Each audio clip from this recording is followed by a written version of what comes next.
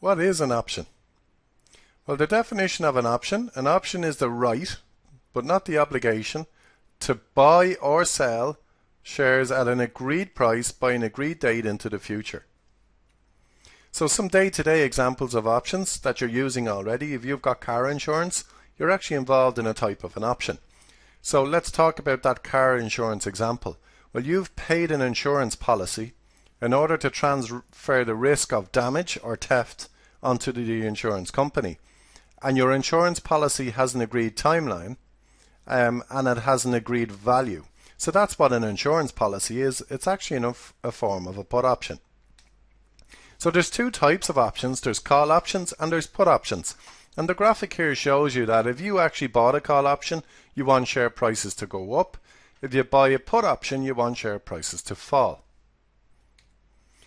So let's talk about call options in greater detail. So a call option, when you own one, you're buying the right to buy shares or control shares at an agreed price by an agreed date into the future. So let's think about Apple, for example.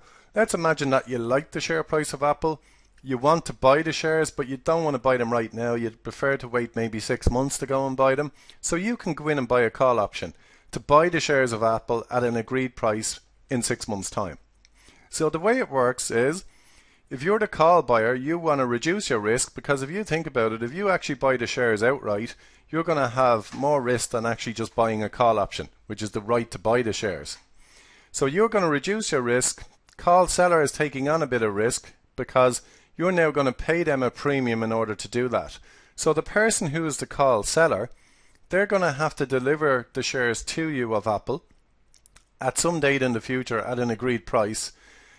If you follow through and say, yeah, I want to follow through and actually exercise my rights in this call option contract. Now, in order for them to do that, they get paid a premium. They don't do it for the good of their health. Put options is the exact opposite. You should think of put options as insurance, because if you bought a put option on a stock, you're buying the right to sell the shares at an agreed price in the future.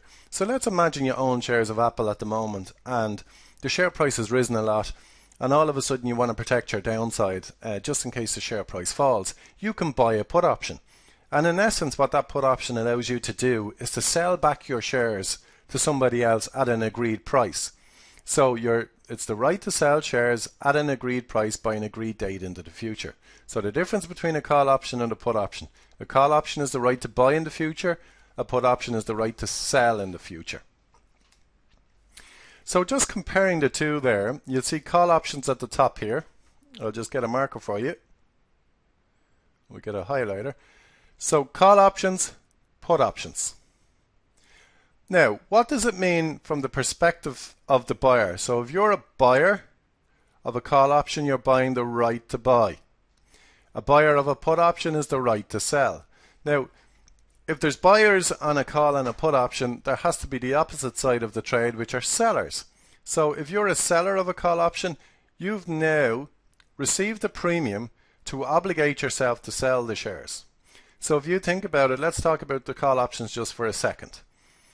Somebody has bought the right to buy shares from you. If you are the seller, you are now obligated to sell those shares at that agreed price by an agreed date in the future. That's what the seller's obligations are. Now, the buyer may or may not exercise their right. If the share price doesn't rise above the agreement price, they will not exercise their right. If they do, of course they will. So then you'll have to deliver your shares to the buyer of the call option at that agreed price. In the case of the put option, the buyer has the right to sell the stock at an agreed price. Now, if you were the seller of a put option, you would be now obligated to buy those shares at the agreed price. You've obligated yourself to buy. That's the nature of selling the put option insurance.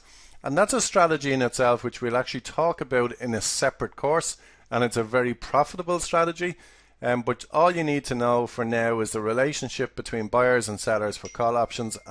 What are leaps? Well, leaps are very simply just options with an expiry of greater than 9 months. Very simply, that's all it is.